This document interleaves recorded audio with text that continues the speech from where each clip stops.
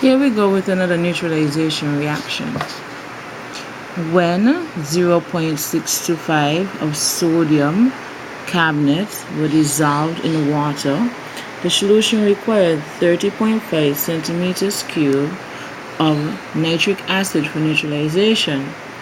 Find the mass concentration of the nitric acid. First things first, when we're dealing with neutralization reactions, what do? We write the equation out. So we have sodium carbonate. And we're going to make that solid. Reacting with nitric acid, which is aqueous, to make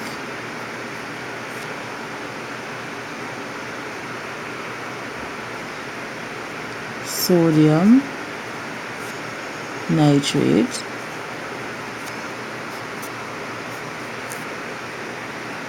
carbon dioxide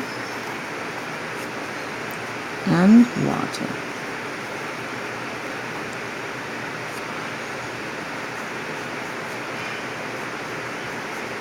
Are we balanced? No. We have two sodiums, put a 2 here, and we have 2 hydrogens, so we can put a 2 in front here. So we have 2 NAs, 2 NAs, 1 C, 1 C,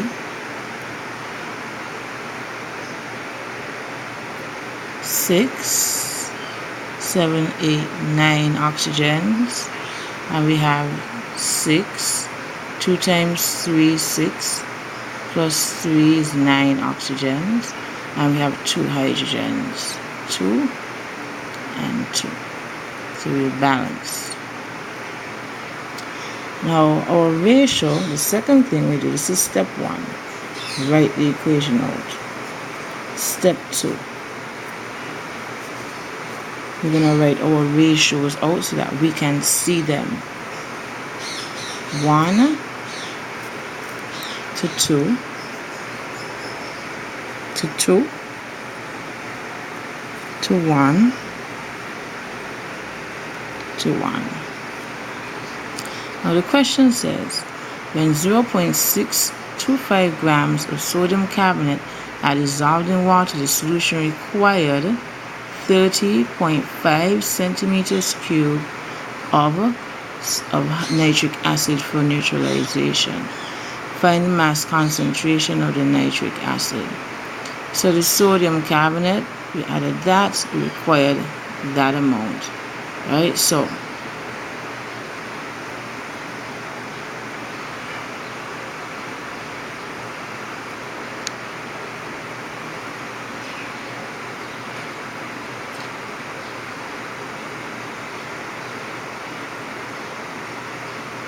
we know from this, we have the number of moles.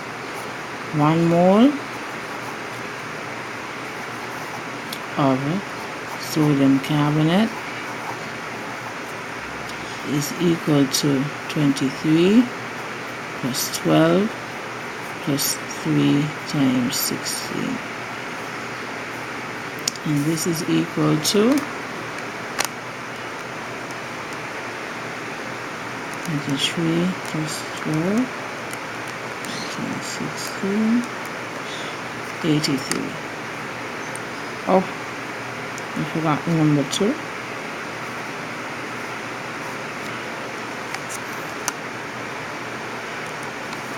Let's do that again. 23 times 2, 46, plus 12 plus 3 times 16 is equal to 106.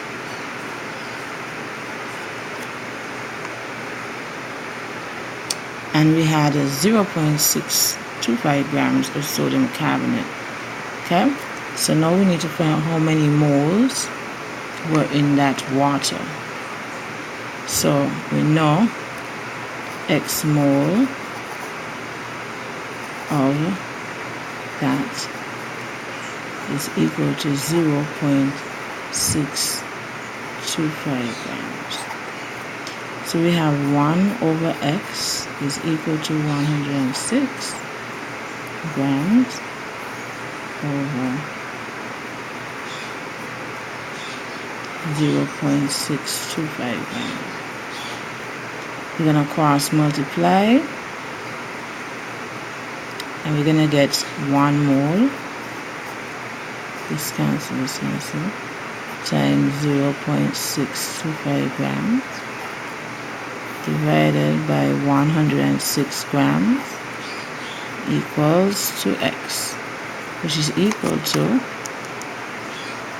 0.625 divided by 106 is equal to 0.006.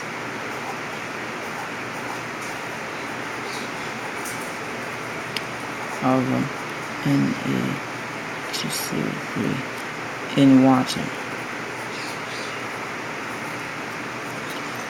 And this amount of moles required 30.5 centimeters cubed of nitric acid. And we know from the equation above it was a 1 to 2 relationship.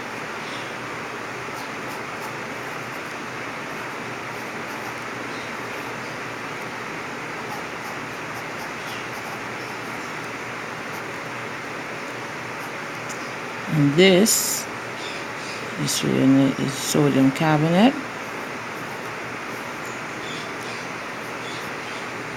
Sorry, 1 to 2. So therefore you're going to have 1 over 0.006 equals to 2 over x. X is therefore equal to 0.006 times 2.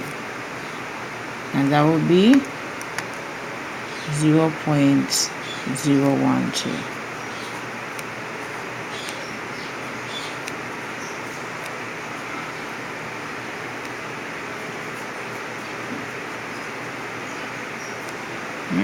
So now we have the moles and we have the volume. We can find the mass concentration. We have the moles for HNO3 and we have the volume for HNO3, which was 30.5.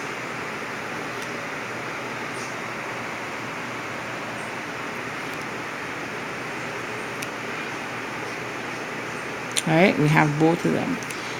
Now, the equation that we can use is number of moles is equal to concentration times volume. But we want to make this easier on ourselves, so we're going to change this into grams, so we can just figure out our grams, our mass concentration, one time. So we know that 1 mole is equal to molecular weight of HNO3. And the mass of HNO3 is actually 1 plus 14 plus 16 times 3, which is 48.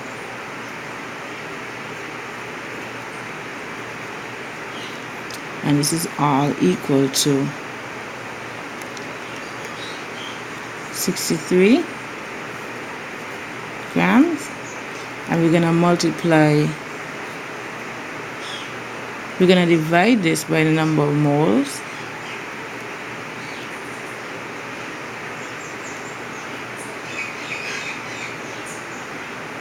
Sorry, we're going to multiply this by, this is the gram, the molecular weight. And we have the moles, so we're going to multiply it by 0.012 moles. This cancels, and we're able to get the grams, which is 0.76 grams.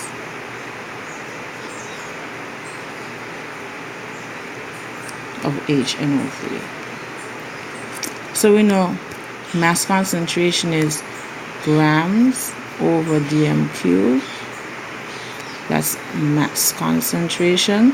So since we have grams and we have volume, which we could change to dm cube, which is 0.006 305 Vm cubed, we can find our mass concentration. So therefore our mass concentration will be 0.76 grams divided by 0.0305,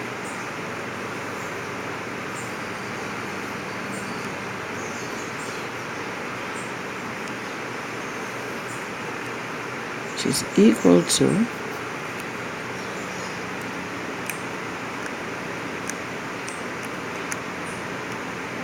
24.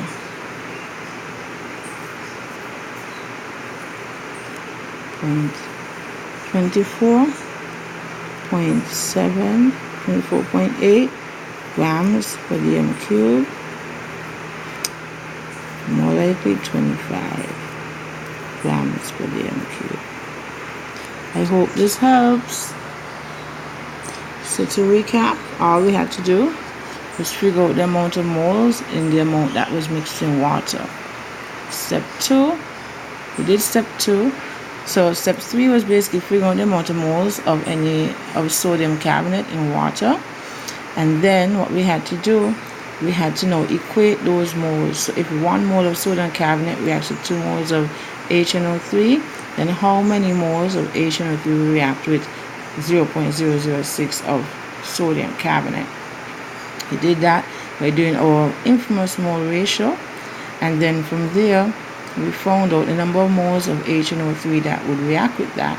And then to find the grams per dm cube, we had the volume already of HNO3, so grams per dm cube, which is mass concentration, or the unit for mass concentration. We took our grams and divided by volume to figure out our answer. And that's a wrap.